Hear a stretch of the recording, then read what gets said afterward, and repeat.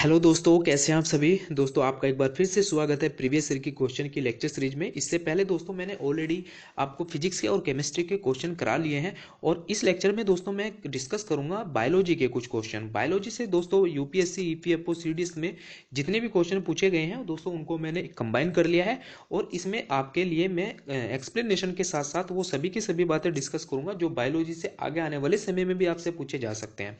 दोस्तों ये इस सीरीज का पार्ट 3 है।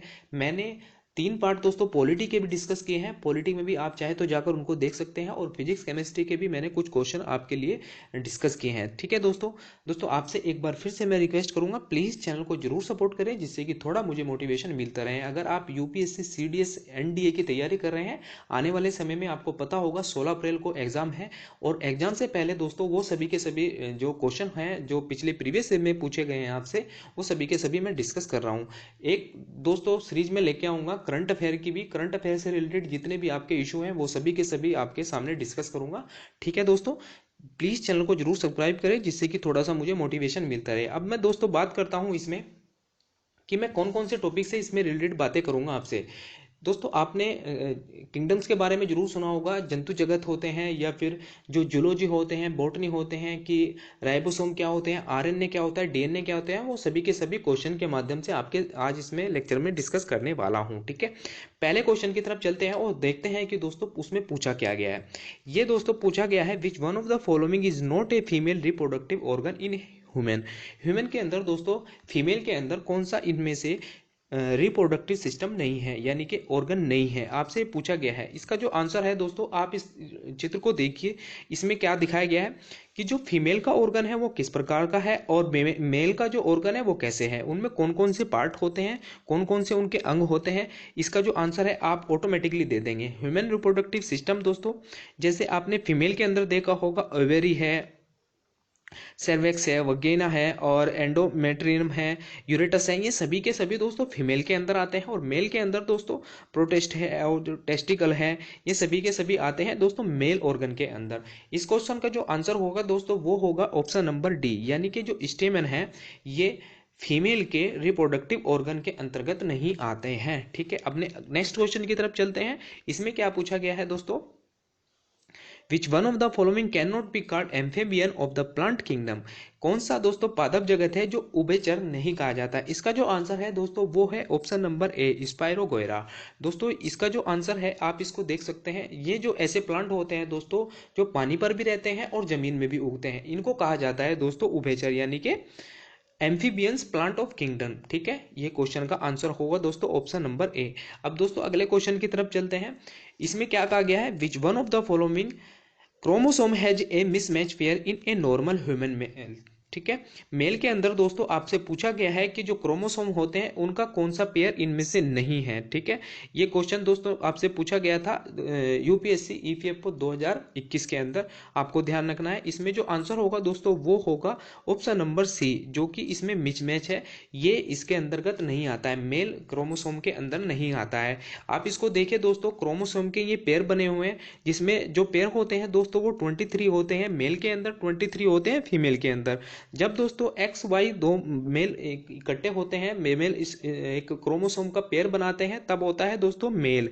वहीं दोस्तों जब एक्स एक्स दोनों पेयर बनाते हैं तब आती है दोस्तों फीमेल। ये दोस्तों इस प्रकार से रिप्रोडक्टिव सिस्टम होता है इसके अंदर, ये इस प्रकार से मैच पेयर बना के क्रोमोसोम या आगे आने वाले समय में मेल और फीमेल का सेक्स का डिवीजन करते हैं।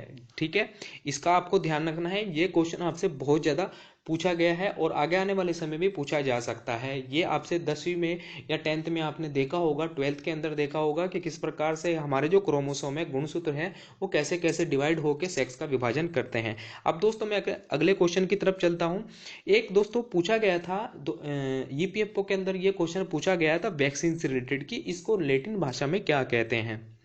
The word vaccine has been derived from a Latin word having meaning antibody immunity cow या फिर guinea pig। इसका जो आंसर है दोस्तों वो है ऑप्शन नंबर सी, यानी कि गाय कहा जाता है या काऊ कहा जाता है वैक्सीन को लैटिन भाषा में।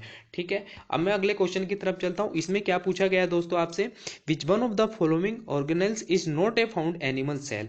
एनिमल सेल के अंदर दोस्तों कौन सी ऐसी चीज है वो नहीं पाई जाती है जो कि पादप यानी कि प्लांट सेल के अंदर पाई जाती है। सेल मेम्ब्रेन है, एंडोप्लाज्मिक मेम्ब्रेन है, सेल वॉल है, या फिर लाइसोसोम है। अब मैं आपको दोस्तों इसका जो आंसर है वो है ऑप्शन नंबर सी, लेकिन इसका जो चित्र है वो भी आपको दिखा देता हूं कि कौन कौन सी ऐसी चीज होती है जो एनिमल सेल के अंदर भी होती है और प्लांट के सेल भी अंदर होती है, और कौन सी वो डिफरेंट चीज होती है। आप इसको देखिए दोस्तों, ये है एनिमल सेल और ये है प्लांट सेल। एनिमल सेल के अंदर दोस्तों जो चीजें कॉमन होती हैं जैसे माइटोकॉन्ड्रिया है, लाइसोसोम है, एंडोप्लाज्मिक रेटिकुलम है, सेल मेम्ब्रेन है, गोल्जी एपरेटस है, ये न्यूक्लियस है, साइटोसोल है और साइटोस्केलेटन है। ये दोस्तों सभी की सभी चीजें जो होती हैं ये एनिमल और प्लांट में दोनों में कॉमन होती हैं, लेकिन सेल वॉल, क्लोरोप्लास्ट और वैक्यूलस ये होती हैं दोस्तों सारी की सारी प्लांट, तीन जो चीज होती है वो प्लांट सेल से और एनिमल सेल से अलग होती हैं। इसका जो आंसर होगा दोस्तों आप लगा सकते हैं ऑप्शन नंबर सी, यानी कि सेल वॉल एनिमल के अंदर फाउंड नहीं होती है। को बहुत इंपॉर्टेंट क्वेश्चन है दोस्तों। आगे आने वाले समय में भी आपसे यूपीएससी के अंदर या फिर स्टेट जितने भी क्वेश्चन होते हैं, जितने भी आने वाले एग्जाम में समय में आपसे पूछा जा सकता है, सीडीएस के अंदर और एनडीए के अंदर। तो दोस्तों ये इंपॉर्टेंट है, इस चित्र को आप अपने माइंड में, इस फिगर को आप अपने माइंड में अच्छे से जमा लीजिए जिससे कि कभी भी आप इसको ना भूलें। अब दोस्तों अपने अगले क्वेश्चन की तरफ चलते हैं। विच one of the following plant tissue has large air space. इसका जो आंसर होगा दोस्तों वो होगा ऑप्शन नंबर डी। ठीक है, जो एरेनकोकाइमा है दोस्तों ये होता है एक टिश्यू के अंदर, टिश्यू प्लांट टिश्यू और जो हमारे जंतु टिश्यू होते हैं वो सभी की सभी बातें दोस्तों आने वाले समय में मैं डिस्कस करूंगा। टिश्यू कैसे होते हैं, कनेक्टिव टिश्यू क्या आते हैं, वो सभी की सभी बातें डिस्कस करूंगा। अगले क्वेश्चन की तरफ चलते हैं दोस्तों। पहले तो आप पादप को देखिए, इसमें की जो प्लांट टिश्यू होते हैं वो दो प्रकार के होते हैं, विभेजोतक ऊतक और स्थायी ऊतक, यानी कि मिस्टेमेटिक टिश्यू और या परमानेंट टिश्यू। इसके भी दोस्तों तीन प्रकार होते हैं, विभेज्योतिकक के भी होते हैं और इसके स्थायी ज्योतिकक के दो प्रकार होते हैं। वहीं इसमें एक होता है सरल ऊतक, एक होता है जटिल ऊतक। जटिल ऊतक के अंदर दोस्तों फ्लोएम और जाइलम, आपने बहुत क्वेश्चन इससे भी आते हैं, जैसे कॉम्प्लेक्स टिश्यू, सिंपल टिश्यू के अंदर दोस्तों ये सभी के सभी आप इसका क्लासिफिकेशन किया गया है पादप ऊतक का, यानी कि प्लांट टिश्यू का। आने वाले समय में दोस्तों मैं आपको बताऊंगा जो एनिमल टिश्यू होते हैं वो किस प्रकार के होते हैं। ये तो दोस्तों पादप टिश्यू के बारे में मैंने आपको बताया। अब मैं दोस्तों अपने अगले क्वेश्चन की तरफ चलता हूं। निम्न में से कौन संयोजी ऊतक यानी कि कनेक्टिव टिश्यू है नहीं है। ठीक है, लिंगामेंट है, टेंडन है, स्मूथ मसल है या कार्टिकल है। ये आंसर दोस्तों आप इसका मुझे कमेंट बॉक्स में दीजिए, लेकिन इसका जो आंसर होगा दोस्तों अब आप दे पाएंगे। ठीक है, ये जो टिश्यू होते हैं दोस्तों, ये टिश्यू एक दूसरे को कनेक्ट करने का काम करते हैं। जैसे टेंडन है, ये हमारे जो घुटने होते हैं उनके अंदर पाए जाता है। ठीक है, और जो कार्टिलेज है दोस्तों वो भी घुटने के, और लिंगामेंट दोस्तों क्या होता है, लिंगामेंट दोस्तों हड्डियों को जोड़ने का कार्य करता है। ये तीन प्रकार के जो टिश्यू होते हैं जंतु जगत के अंदर पाए जाते हैं, और जो पादप जगत के दोस्तों मैंने आपको बताया फ्लोएम वो जटिल के अंदर पाए जाते हैं, लेकिन कार्टिलेज इसमें आप क्वेश्चन का जो आंसर होगा दोस्तों वो होगा ऑप्शन नंबर सी, यानी कि चिकनी पेशी, स्मूथ मसल, ये दोस्तों कनेक्टिव टिश्यू के अंतर्गत नहीं आते हैं। ठीक है, बहुत इंपॉर्टेंट है दोस्तों, ध्यान रखना है।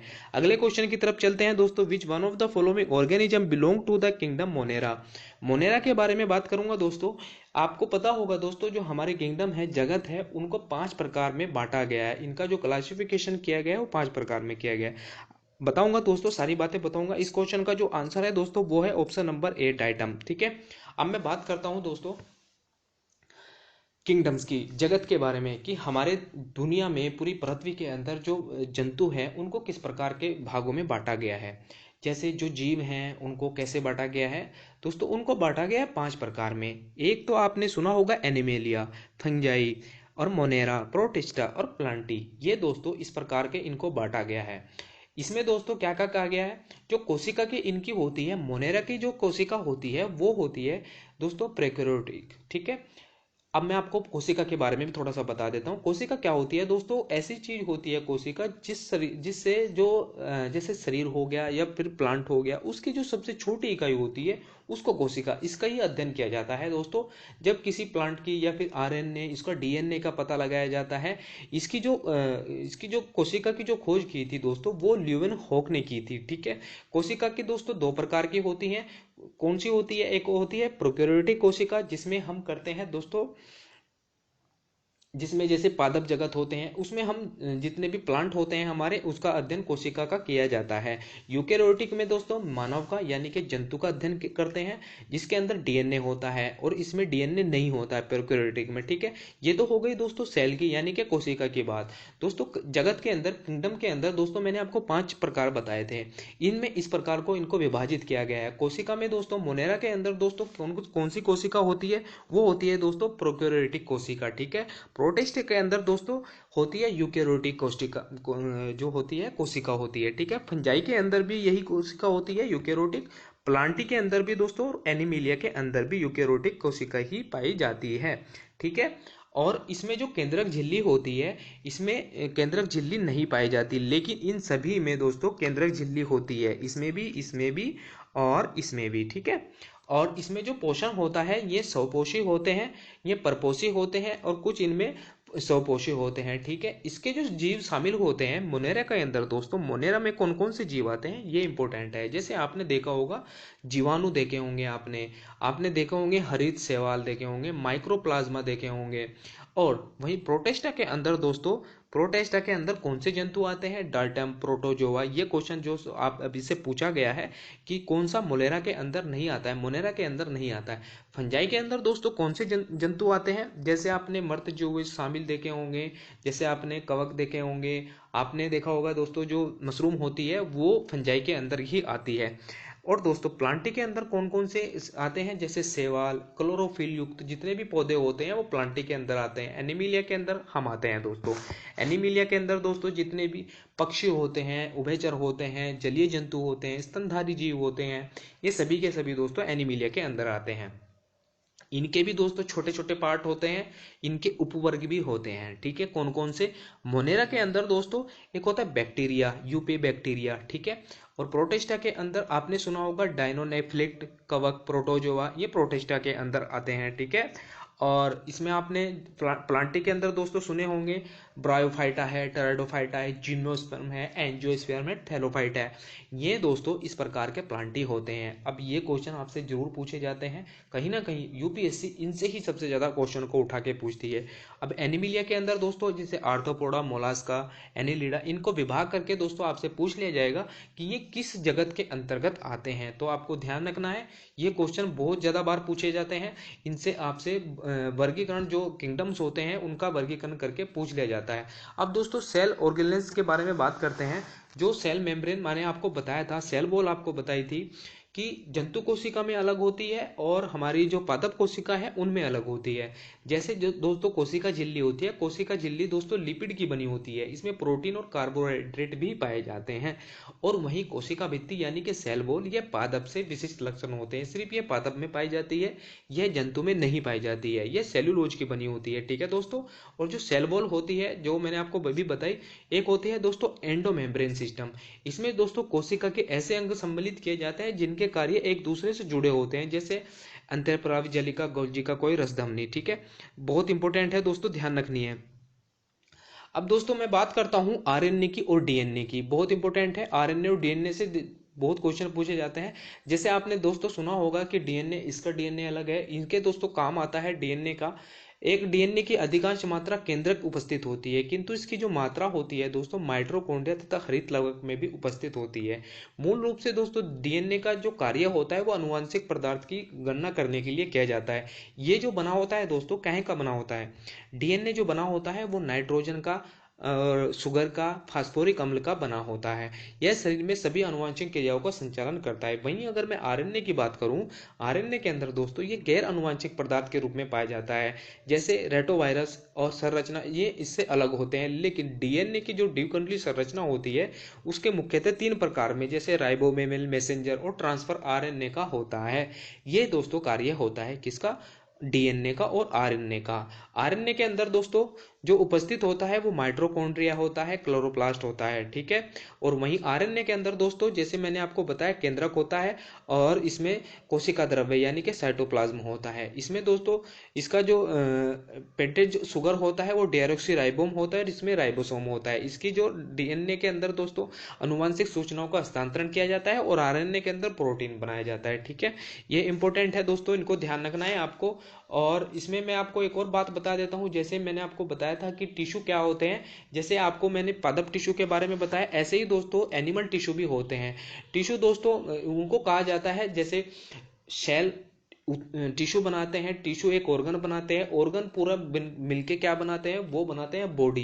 क्या बताया मैंने आपको, सेल होती है दोस्तों सबसे छोटी इकाई होती है किसी भी पादप की या किसी भी जंतु की, वो मिलके क्या बनाती है, ऊतक बनाती है। और ऊतक मिलके क्या बनाते हैं, ऑर्गन बनाते हैं। ऑर्गन मिलके क्या बनाते हैं दोस्तों, पूरी की पूरी बॉडी बनाते हैं। इसको कहा जाता है दोस्तों जंतु के अंदर या पादप के अंदर वो सभी चीजें, ठीक है। अब दोस्तों एपिथिकल टिश्यू मैंने आपको बताई है। उपकला ऊतक शरीर के बाह्य आवरण और रक्षा प्रदान करता है। शरीर के ऊतक आंतरिक अंगों को ढकने का कार्य करते हैं, ठीक है। संयोजी कनेक्टिव टिश्यू मैंने आपको बताए हैं।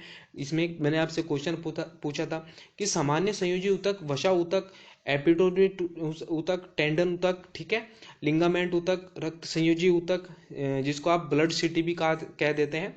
जंतु और पादप कोशिका की दोस्तों मैंने आपको अभी बताया था कि इनको किस प्रकार से विभाजित किया जाता है, वे सभी बातें मैंने ऑलरेडी डिस्कस कर ली हैं, ठीक है दोस्तों। ये सभी बातें मैंने आपको बताई, और कैसा आपको लेक्चर लगा इसको आप मुझे कमेंट बॉक्स में बताइए। अगर वीडियो अच्छी लगी तो दोस्तों प्लीज़ लाइक ज़रूर करिए, जिससे कि आने वाले समय में थोड़ा मुझे मोटिवेशन मिलता रहे और मैं आपके लिए अच्छे अच्छे कंटेंट लाता रहूँ। दोस्तों आगे आने वाले समय में लेक्चर नंबर 4 में मैं आपके लिए भी बायोलॉजी के ही कुछ क्वेश्चन लेके आऊँगा, जो आने वाले समय में आपसे पूछे जाएंगे। एक्सप्लेनेशन के साथ आपको मैं सारी चीज़ें बताऊंगा, ठीक है दोस्तों। चैनल को जरूर सब्सक्राइब करें, वीडियो अच्छा लगा तो लाइक जरूर करें। थैंक यू दोस्तों, मिलते हैं अपनी नेक्स्ट वीडियो में।